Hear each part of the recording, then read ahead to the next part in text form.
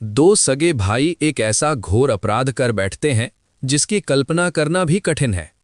धन के लालच में वे अपनी जन्म से अंधी बहन शिवांशी को एक निर्जन जंगल में स्थित गहरे सूखे कुएं में धकेल देते हैं। उन्हें भ्रम होता है कि वही उनकी गरीबी और दुर्भाग्य का कारण है, लेकिन इस महापाप के बाद जब उनके घर संतान जन्म लेती है तो उनके जीवन में ऐसे भयानक परिणाम सामने आते हैं जो उन्हें भीतर तक हिला देते हैं। एक छोटे से गांव देवपुर में रहने वाला ये परिवार कभी बहुत सुखी था, लेकिन समय की मार ने उनके माता पिता को उनसे छीन लिया। माता पिता की मृत्यु के बाद घर में रह गए केवल दो भाई, आरव और कुणाल, और उनकी सबसे छोटी बहन शिवांशी, जो जन्म से ही नेत्रहीन थी। शिवांशी की आंखों में दुनिया देखने की शक्ति नहीं थी, लेकिन उसके हृदय में करुणा, प्रेम और श्रद्धा की कोई कमी नहीं थी। माता पिता के जाने के बाद आरव और कुणाल ने ही माँ बाप की भूमिका निभाई। उसे कभी यह महसूस नहीं होने दिया कि वो किसी से कम है। वे उसे सहारा देकर चलाते, उसके लिए भोजन बनाते और गांव के लोगों से उसकी रक्षा करते। शिवांशी अपने भाइयों की आवाज, उनके स्पर्श और उनके स्नेह से ही दुनिया को पहचानती थी। वो कभी अपने अंधेपन को अपना दुर्भाग्य नहीं मानती थी, ना ही कभी भगवान से अपनी आंखों की रोशनी वापस मांगती थी। हर सुबह और हर शाम वो दीपक जलाकर केवल यही प्रार्थना करती कि उसके भाइयों का व्यापार फिर से फले फूले, खेतों में हरियाली लौट आए और उनके घर से गरीबी हमेशा के लिए दूर हो जाए। उसे विश्वास था कि ईश्वर उसकी निष्काम भक्ति और पवित्र भावनाओं को अवश्य सुनेंगे, और वही आशा उसके जीवन का एकमात्र सहारा बनी हुई थी। समय बीतता गया और गांव देवपुर में दोनों भाइयों का विवाह भी हो गया।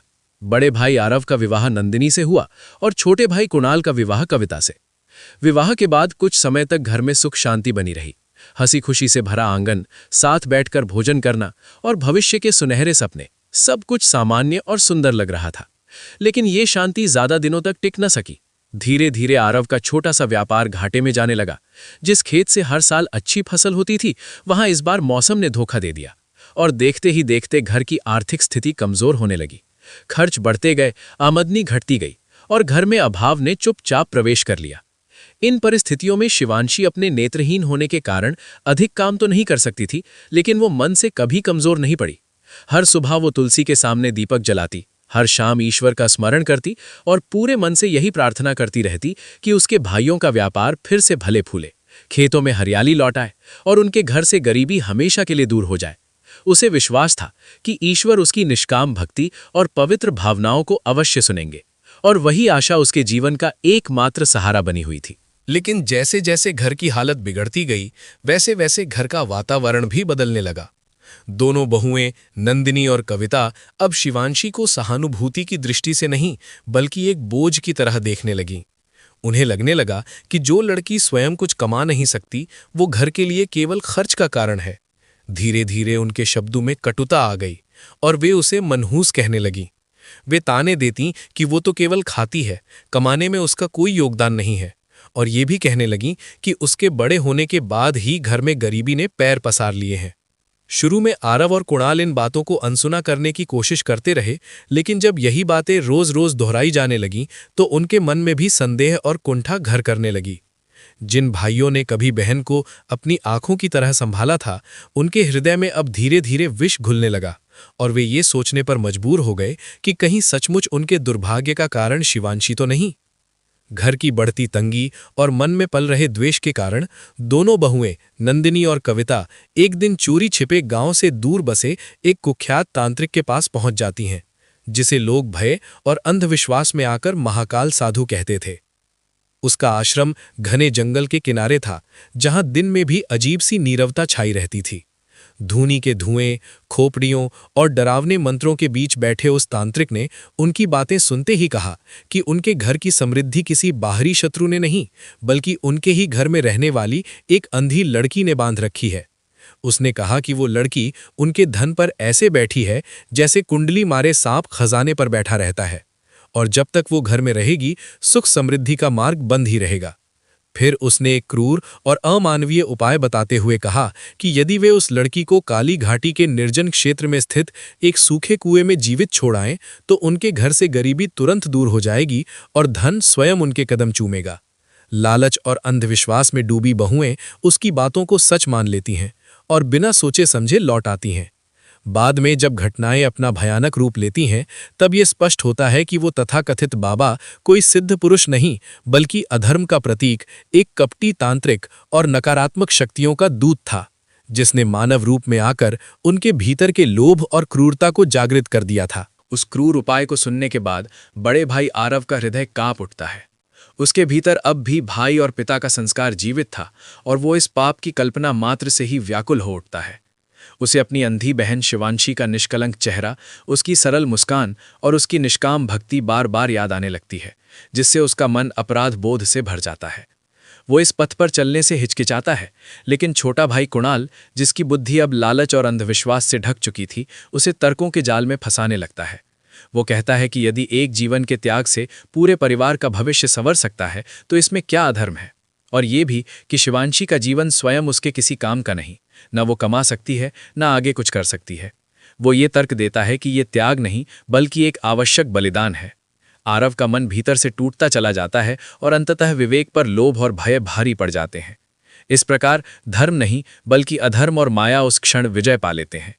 उसी समय घर के एक कोने में बैठी शिवांशी, जो इन षड्यंत्रों से पूरी तरह अनजान थी, रात भर दीपक जलाकर, आंखें मूंद कर और हाथ जोड़कर केवल अपने भाइयों के लिए प्रार्थना करती रहती है कि उनके जीवन से कष्ट दूर हों, उन्हें सही बुद्धि मिले और उनके भाग्य में फिर से उजाला लौट आए। उसे क्या पता था कि जिनके कल्याण के लिए वो देवताओं से आशीर्वाद मांग रही है, वही उसके जीवन का सबसे बड़ा संकट बनने वाले हैं। अगले दिन दोनों भाई अपने मन के भीतर उठ रहे अपराध बोध को छिपाकर शिवांशी के पास आते हैं और उससे मीठे शब्दों में झूठ बोलते हैं।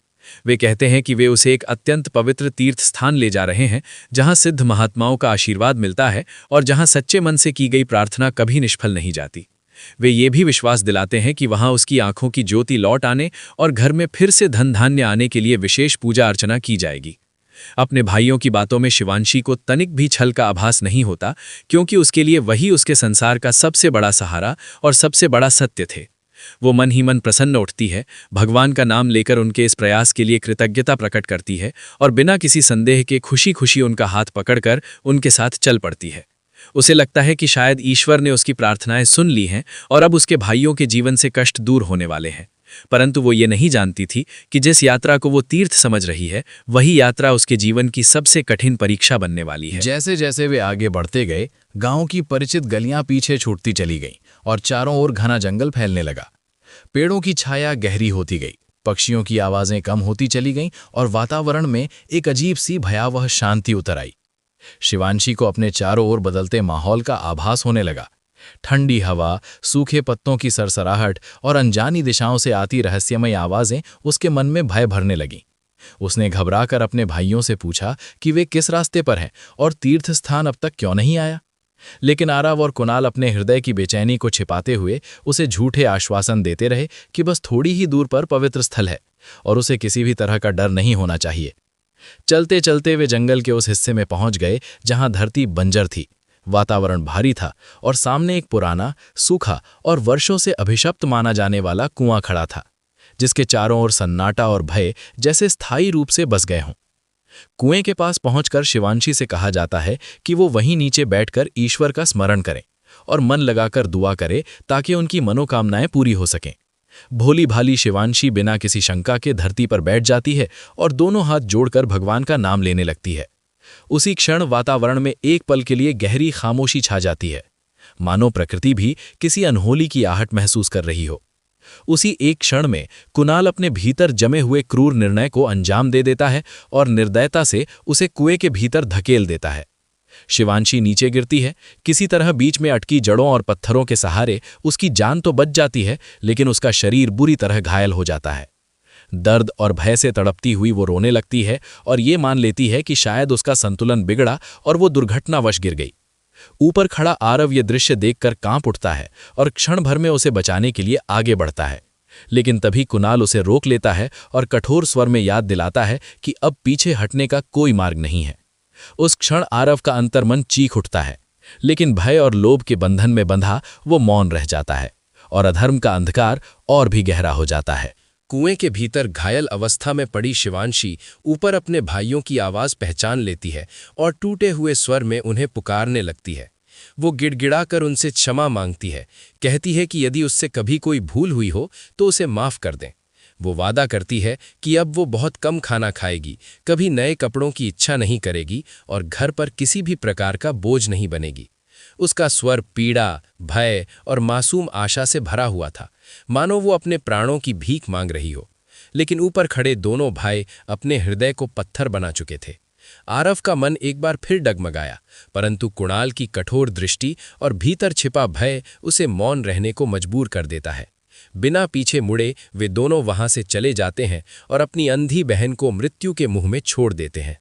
कुएं के भीतर शिवांशी की चीखें देर तक गूंजती रहती हैं, पर घने जंगल और निर्मम भाग्य के सिवा कोई उन्हें सुनने वाला नहीं होता। उसी क्षण ये पाप अपनी चरम सीमा पर पहुंच जाता है, जहां मनुष्य अपने ही रक्त संबंध को त्याग कर अधर्म के सबसे गहरे गर्त में उतर जाता है।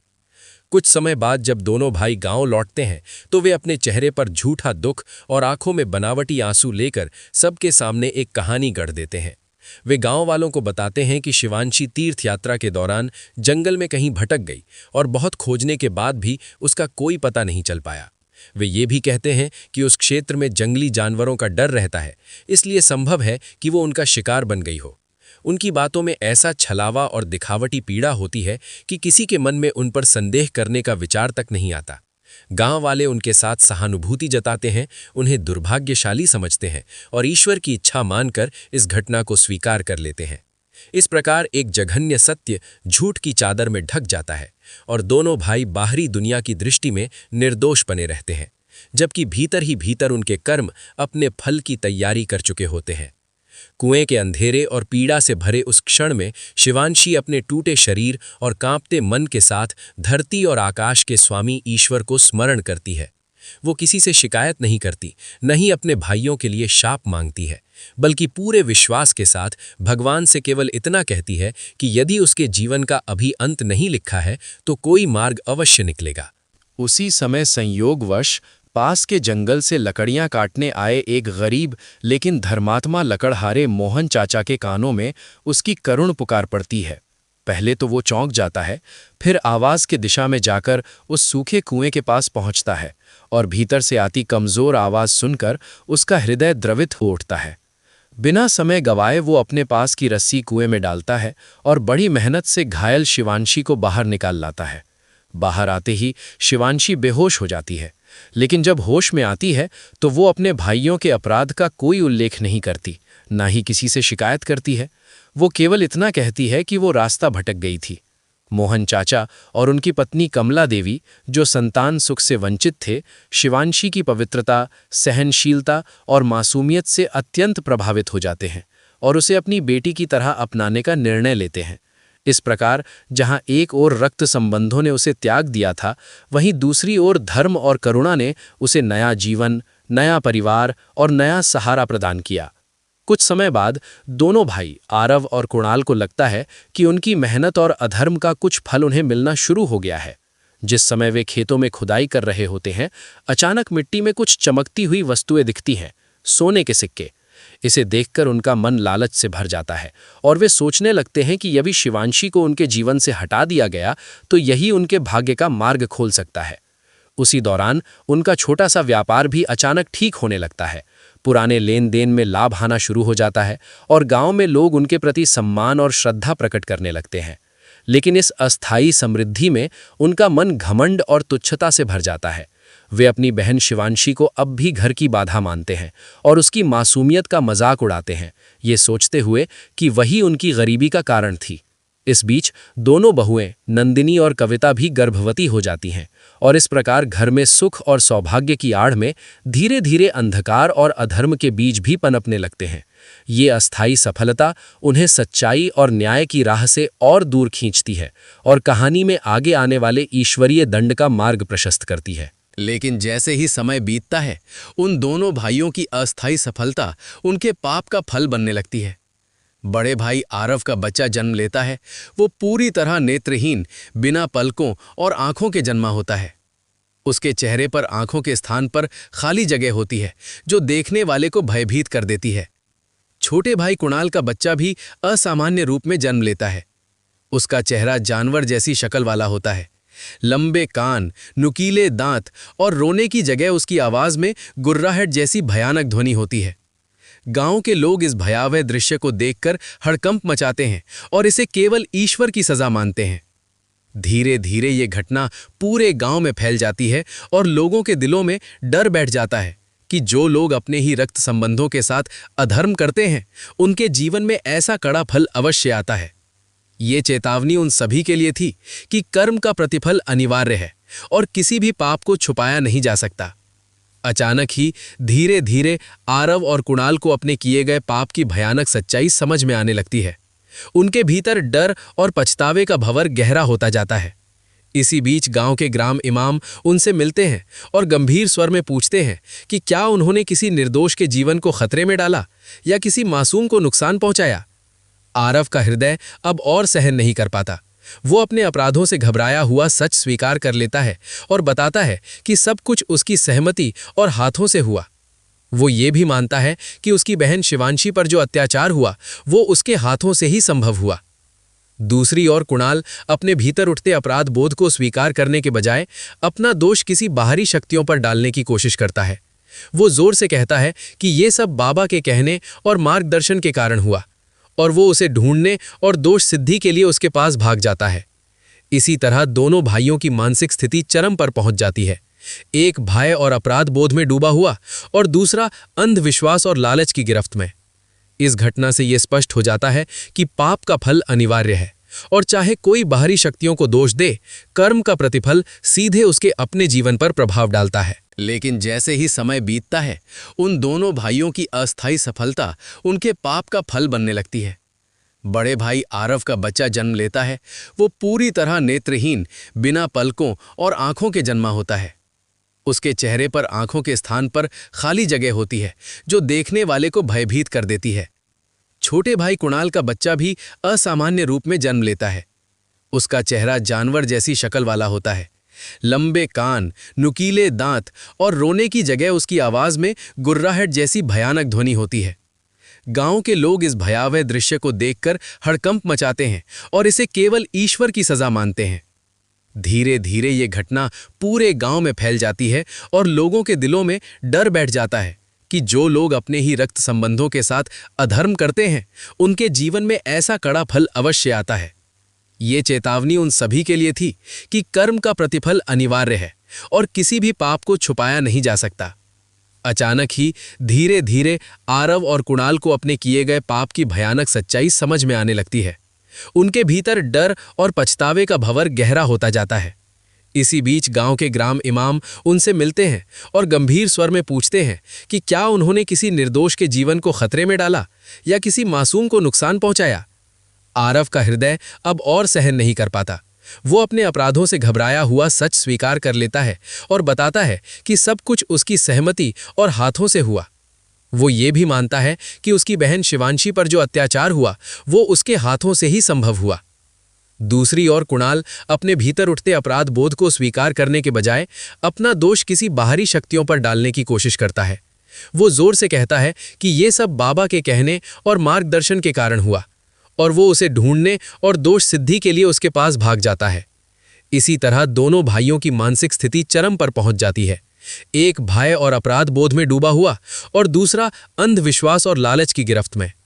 इस घटना से यह स्पष्ट हो जाता है कि पाप का फल अनिवार्य है और चाहे कोई बाहरी शक्तियों को दोष दे, कर्म का प्रतिफल सीधे उसके अपने जीवन पर प्रभाव डालता है। जब कुणाल बाबा के आश्रम की ओर दौड़ता है तो वहां पहुंचकर उसे वो जगह पूरी तरह खाली और वीरान मिलती है। न तो बाबा का कोई अंश दिखाई देता है, न कोई मंत्र का संकेत। केवल चारों ओर राख के हल्के ढेर बचे होते हैं, जैसे किसी भयंकर आग ने सब कुछ नष्ट कर दिया हो। वहीं बीच में रखी एक पन्नी पर कुछ शब्द बड़े साफ और स्पष्ट तरीके से लिखे हुए दिखाई देते हैं। तुम्हें धन मिल गया, अब सजा भुगतो। जो रिश्तों को तोड़ते हैं उनकी नस्ल नष्ट हो जाती है। कुणाल ये देखकर स्तब्ध रह जाता है।